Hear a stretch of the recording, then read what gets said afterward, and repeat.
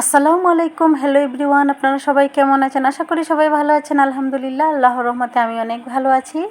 আজকে আপনাদের সামনে একটা অ্যানাদার নিউ রেসিপি নিয়ে হাজির হয়ে গেলাম। খুবই অল্প উপকরণ দিয়ে খুবই সুস্বাদু একটা রেসিপি নিয়ে হাজির হয়ে গেলাম।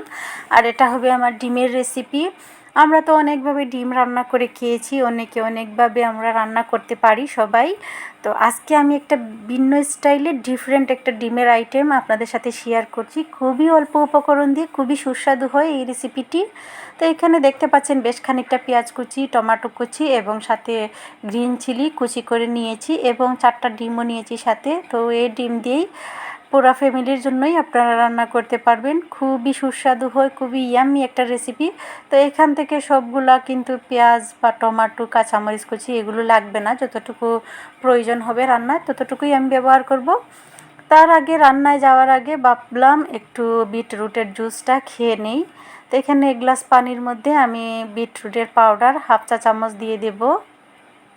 তো এই বিটরুটের পাউডারটা আমার ছেলে অনলাইন থেকে অর্ডার করেছে। তো ভাবলাম আসলে আমি টেস্ট করিনি এই বিটরুটের কখনো, আজকে ফার্স্ট টাইম এই জুসটা আমি ট্রাই করব। তো আমার ছেলে অলরেডি ট্রাই করছে, ও আসলে হানি দিয়ে এই বিটরুটের জুসটা সে খায়। তো ভাবলাম আজকে আমি খেয়ে দেখি। অনেক 2-3 দিন হয়ে গেছে এইটা অনলাইনে অর্ডার করেছে, সে খাচ্ছে, সে আমাকে বলছে মাম্মি এটা খেয়ে দেখো। তো ভাবলাম এটা টেস্টটা কীরকম হয় দেখি, বিটরুটের জুস। আর যেহেতু এই বিটরুটের জুসে নাকি অনেক উপকার বিটরুটের মধ্যে, তো ভাবলাম একটু ট্রাই করে দেখি এটা টেস্ট কীরকম হয়। আসলে এটার টেস্ট কি বলবো, কাঁচা বিটরুট খেতে যেরকম মনে হয় ঠিক সেরকমই। তো আমার বিটরুটের জুসটা খাওয়া হয়ে গেছে, এবার আমি রান্নায় চলে আসলাম। তো প্রথমে একটা প্যানের মধ্যে দিয়ে দেব রান্নার রেগুলার তেল, সয়াবিন তেল দিয়ে দিচ্ছি আমি এখানে।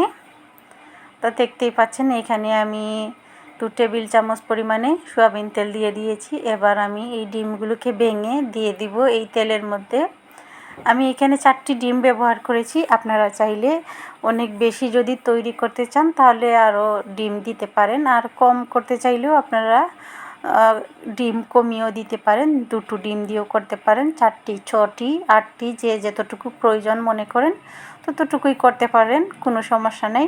এই রেসিপিটি আসলে অনেক সুস্বাদু হয়, খুবই ইজিলি তৈরি করা যায়। এত সুস্বাদু একটা রেসিপি যদি ইজিলি অল্প উপকরণ দিয়ে তৈরি করা যায় তাহলে মন্দ কি বলেন। আর আমি তো সব সময় চেষ্টা করি আপনাদেরকে অল্প উপকরণ দিয়ে সুস্বাদু রেসিপি আপনাদেরকে উপহার দিতে। তো আজকে এই তো আমি এখন ডিমের মধ্যে দিয়ে দিলাম আমি লবণ, হালকা একটু অল্প পরিমাণে লবণ দিয়ে দিয়েছি। এবার এই ডিমগুলোকে জুড়ি করে ভেজে নেব। আজকে ভাবলাম আপনাদের সাথে এই একটা সুন্দর একটা ইয়াম্মি অল্প উপকরণের রেসিপিটি শেয়ার করে দেই। তো এই তো দেখতে পাচ্ছেন আপনারা, এখান থেকে আমি ডিমগুলোকে উঠিয়ে নিচ্ছি। ডিমগুলো আমার ভাজা হয়ে গেছে। এবার আমি 1 টেবিল চামচ পরিমাণে সয়াবিন তেল দিয়ে দিলাম এই প্যানেই। এবার দিয়ে দেব পেঁয়াজ কুচি। তো পেঁয়াজ কুচিটা এখান থেকে হাফ পেঁয়াজ কুচি দিয়ে দিচ্ছি, হাফ মরিচের কুচিটাও দিয়ে দিচ্ছি, দেন এখান থেকে হাফ টমেটো কুচি দিয়ে দিচ্ছি আমি। দিয়ে এগুলোকে ভালো করে আমি তেলের মধ্যে নেড়ে চেড়ে মিশিয়ে নিব। আর একটু নরম হয়ে আসছে যখন, এবার দিয়ে দিব অল্প পরিমাণে লবণ। যেহেতু আমি ডিমের মধ্যে অল্প লবণ দিয়েছি, এবার আমি এইখানেও হাফ চামচ পরিমাণের মতো লবণ দিয়ে দিলাম। লবণটা আসলে টেস্ট অনুযায়ী আপনারা চেক করে দিবেন, আপনাদের যার যতটুকু প্রয়োজন হয় ততটুকুই দিবেন। তো এবার যদি প্রয়োজন হয় আমার, তাহলে আমি আবার দিব লবণ। তো দেখতেই পাচ্ছেন এখানে টমেটো এবং পেঁয়াজগুলো একটু নরম হয়ে আসছে, ভাজা ভাজা হয়েছে। তো দিয়ে দিলাম আমি এখানে তেজপাতা 2টাকে কেটে, আর এখানে নিয়েছি আমি হলুদের গুঁড়া, তারপর রসুন বাটা, ধনিয়ার গুঁড়া, আদা বাটা, জিরার গুঁড়া এবং মরিচের গুঁড়া। সবগুলো কিন্তু আমি হাফ চামচ পরিমাণে নিয়েছি এখানে। আপনাদের সুবিধার্থে আমি পরিমাপটাও বলে দিচ্ছি। এই তো এবার অল্প পরিমাণে পানি দিয়ে এটাকে মশলাটাকে আমি একটু কষিয়ে নেব। আর আরেকটু পানি ব্যবহার করব যাতে মশলার কাঁচা গন্ধটা চলে যায়। তো প্রথমে একটু নেড়ে চেড়ে দিচ্ছি, এবার আরেকটু অল্প পরিমাণে পানি দিব, দিয়ে মশলাটাকে ভালো করে কষিয়ে নেব যাতে মশলাটার একটা কাঁচা গন্ধ আছে ওইটা চলে যায়। তো এবার আমি দিয়ে দেব অল্প পরিমাণে পানি, দিয়ে মশলাটাকে ভালো করে কষিয়ে নিব। তো আপনারা তো দেখতেই পাচ্ছেন খুবই ইজিলি কিন্তু এই রেসিপিটি তৈরি করা যায়, খুবই সুস্বাদু হয় এই রেসিপিটি। আপনারা চাইলে ভাত, পরোটা, রুটি যে কোনো আইটেমের সাথে এই রেসিপিটা খেতে পারেন, খেতে খুবই সুস্বাদু হয়। তো এই তো দেখতে পাচ্ছেন তেলটা উপরে বেশি আসছে আর আমার মশলাটা খুব সুন্দরভাবে কষানো হয়ে গেছে। এবার আমি ঝুরি করে রাখা ডিমগুলো দিয়ে দেব। তো আপনারা তো দেখতেই পাচ্ছেন আমি কিন্তু খুবই অল্প উপকরণ দিয়ে এই রেসিপিটি তৈরি করছি। এবার এই ডিমের ঝুড়িগুলো দিয়ে দিলাম, দিয়ে এটাকে ভালো করে নেড়েচেড়ে মিক্স করে নিব। তো এই মিশ্রণটা কিন্তু খুবই মিডিয়াম হাই হিটে কিন্তু রান্না করতে হবে এই রেসিপিটি। তো আমি খুব সুন্দরভাবে এটাকে মিশিয়ে নিয়েছি। দেখতে পাচ্ছেন তেলগুলো কিন্তু উপরে ভাসতে শুরু করেছে, একটু ভাজা ভাজা হয়ে গেছে আমার এই রেসিপিটি। এবার আমি দিয়ে দেব গরম মশলার গুঁড়া আর টমেটো কুচির যে অবশিষ্ট টমেটো কুচি যেগুলো রয়েছিল ওগুলো প্রথমে দিয়ে দিলাম, দিয়ে এটাকে ভালো করে নেড়ে ছেড়ে দেব। তারপর দিয়ে দেব আমি গরম মশলার পাউডার দিয়ে তারপর নামিয়ে নিব। তো আমার রেসিপিটি খুবই ইজিলি তৈরি করা যায়, দেখতে পাচ্ছেন আপনারা, খুবই সুস্বাদু হয় এই রেসিপিটি। আর অল্প উপকরণ দিয়ে যে এরকম সুস্বাদু রেসিপি তৈরি করা যায়, আপনারা যদি বাসায় তৈরি না করেন তাহলে বুঝতেই পারবেন না। আর এই রেসিপিটি অবশ্যই বাসায় একবার তৈরি করে খাবেন, তখনই বুঝতে পারবেন এই রেসিপিটি খুবই ইয়াম্মি হয়।